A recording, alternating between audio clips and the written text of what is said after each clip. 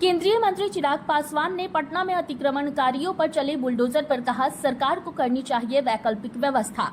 केंद्रीय मंत्री चिराग पासवान ने मीडिया से मुखातिब होते हुए बंगाल के चुनाव को लेकर मंगलवार शाम करीब 4 बजे कहा कि बंगाल की जनता इस बार वहां डबल इंजन की सरकार बनाने वाली है। वहीं अतिक्रमणकारियों पर बुलडोजर चलने पर उन्होंने कहा कि इस सरकार की जिम्मेदारी है कि अतिक्रमण से भी बचाव करे, लेकिन सरकार को यह भी ध्यान देना होगा कि अगर कोई गरीब कहीं पर ज्यादा समय से रह रहा है तो उसे एक ही रात में नहीं हटा देना चाहिए, उसके लिए वैकल्पिक व्यवस्था करनी चाहिए।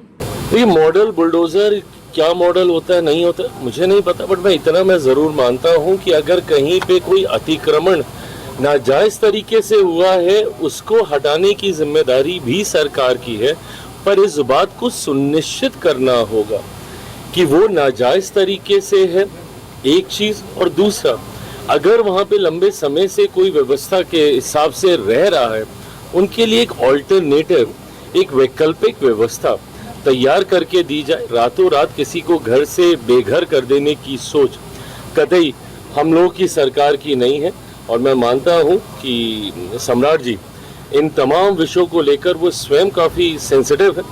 अगर ऐसी कार्रवाई की भी जाएगी, देखिए विकास के लिए ये भी ज़रूरी है कि अगर इस तरीके के इल्लीगल एनक्रोचमेंट्स हो रखे हैं तो उसको भी डिमोलिश करके उसको विकास की राह से जोड़ने वाला रास्ता बनाया जाए।